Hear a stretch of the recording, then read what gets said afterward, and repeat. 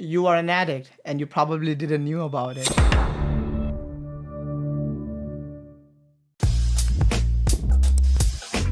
The addiction nobody talks about.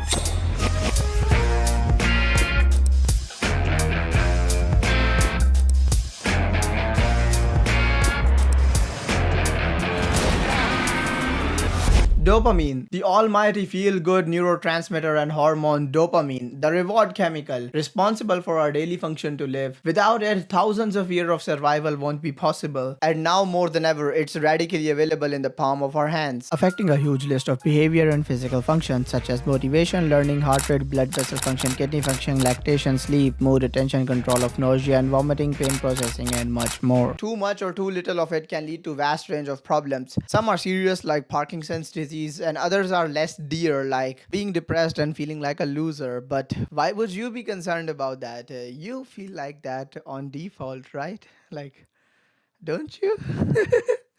Oh, just me, I guess. Having such a wide range of availability comes with some consequences, some drawbacks. Hence, we see a lot of people trying dopamine detox and getting great benefits out of it. But my search is a little different. I want to try it as an ADHD member. Note that I'm not diagnosed. I don't really know if I really have ADHD or not. But one thing for certain I can say is that I suffer with attention and focus problems. For the life of me, I can't concentrate and put my head down to a task, especially when the subject in hand is of my least favorite interest.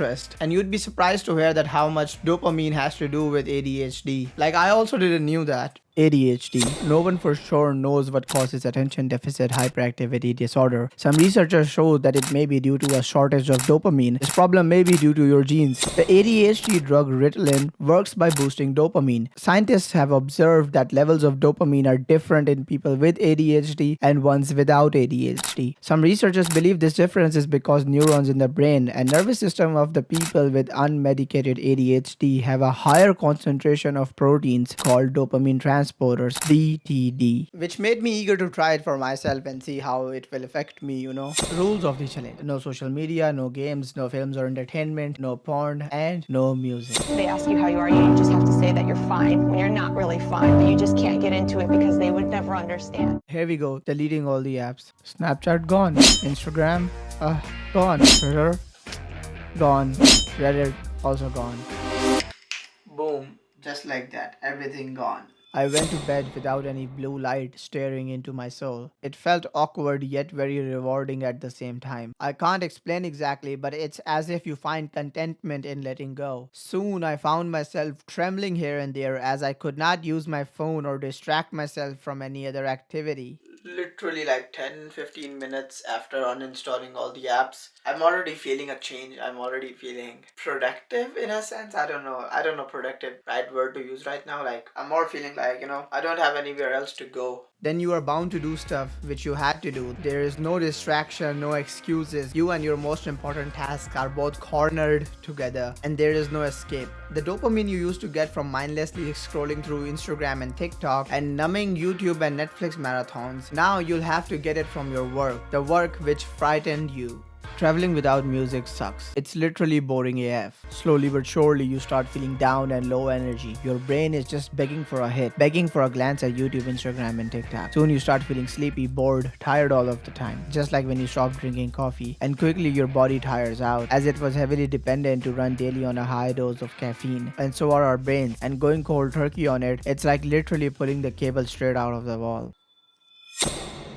You kinda get a hang of it. You are not adapted to this, but you're feeling different, strangely more alive. You already know what you signed up for. Previously, I used to wake up and reach for my phone, and that was also the last thing I used to see before going to sleep. I'm not even kidding. You feel relieved, you feel light, as if someone took off the burden off your shoulders. It still takes a lot to get adjusted to. You're bitterly aware of the things you can't use, lol. It sounds super annoying, but it's surprisingly rewarding. You'll imagine that this is torture, and I also thought the same, honestly, but it's not. It's more of a relief. The daily constant stream of notifications catching up and the fear of FOMO. It was all gone now. No burden, you feel light.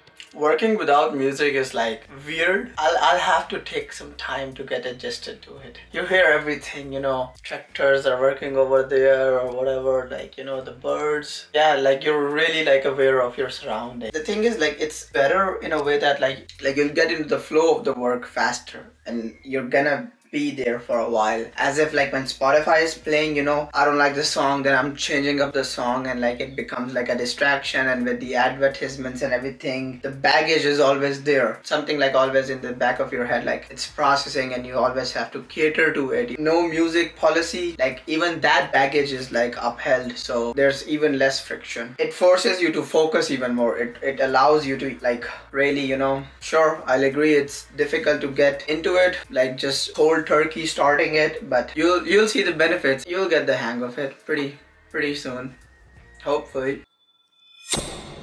So something bad happened. I relapsed. Well, sort of. It's not what you think it is. I had some client work in between, so I had to use my Instagram, but I had the notifications turned off. Insta DMs are the only exception I'm taking. I know it sucks. I know it slightly goes against the rules, but business can't stop. I need to eat and get money, That's like basically on the livelihood. But it was a great distraction. Even with notifications off, I caught myself lacking and scrolling on Instagrams for several minutes. This is how bad the addiction is. But you know what's worse? You. Yes, you, I'm talking to you. Because you haven't subscribed to the channel yet. So do it right now. And let's get this video to 69 likes. No more, no less, 69 likes. Only after a big chunk of work, I would feel myself stagnant, that I don't have anything to do anymore. Like previously, I used to just like chat with friends, watch YouTube videos, play video games, stuff like that. Now I couldn't do all of those things. So what did I do? I tried reading my books again. I tried to allocate those boring, mundane times into reading books and meditating and writing and scripting and coming up with new ideas, working on my next project, exercising and making TikTok videos. I know, before you judge me, I know it's not what you think. I made great quality TikTok videos. Okay, you gotta follow Bossy2160.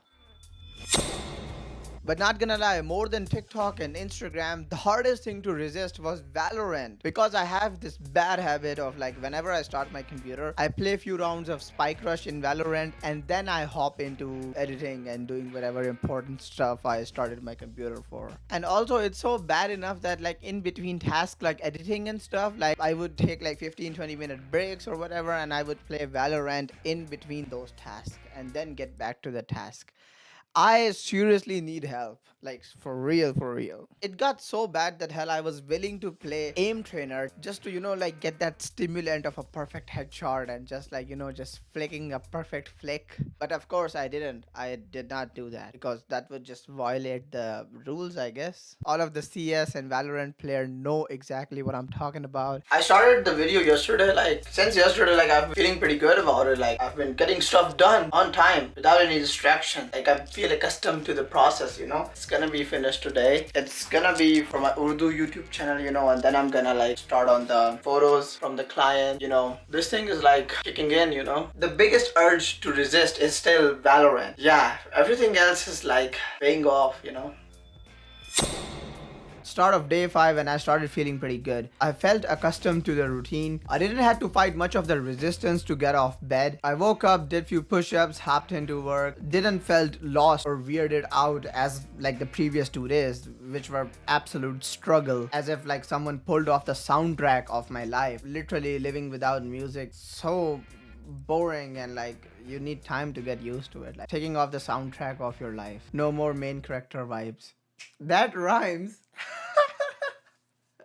Honestly, it is good to start your day like that because then you're not involved in other people's life and comparing yourself to them. Especially if you're a creative, you won't be intimidated by or influenced by other people's work, which is better for your mental health and also your creative side and creative work, which won't be influenced or infected by other people. Then you can create originally without being infected or influenced by anything or feeling in a rat race or something.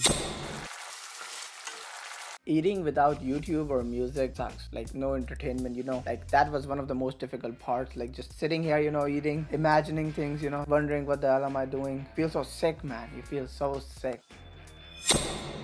The day started feeling easier. I woke up without baggage, ready to tackle the day. It felt like I belong in this state. Though I'm not 100% sure that how much it helped me with my ADHD, but it was better than usual, you know. It for sure helped me be less distracted, as in where previously a 5-minute task would take me 20 minutes to do. But this time around, it like taking me 5 to 6 minutes. So around that corner. But apart from that, I'm not 100% sure if it really helped me in any other area. It's not like that I gained some superpower that I was like super focused or I was like distractionless. I still hopped on from task to task, like I couldn't resist that urge. But it's still better than usual, as otherwise I was just spending hours running in the shackles of algorithm. As I got fully used to the routine, the last day arrived. To be honest, I can't wait to go back online, especially to play Valorant. I know how badly I'm gonna suck at it and I'll have to do a lot of practice, but it was good to disconnect from the highly stimulated world and made me calm and reflective for a while. Also helped me a lot with my mental health. That's some few things I can completely confirm. But the question still stands that how does dopamine detox works on an undiagnosed ADHD? Well, I don't know. It's not life-changing or gaining some superpower. It just lowers the resistance and the potential possibility of being distracted. Apart from that, it did not help me with the urge of hopping on 3 different tasks multiple times instead of sticking to one at one time. But of course, it helps with hours of mindless scrolling and consuming dulling content on your pocket rocket. Now a huge tip and discovery for all of you. So if you subscribe to the channel, you'll become a productivity beast, a millionaire, Elon Musk perhaps, I don't know. Yeah, a lot of good stuff happens if you subscribe to the channel and click the like button. It's gonna help me in the algorithm and then the video is gonna be pushed more so everyone gets dopamine and then everyone is happy. Haha.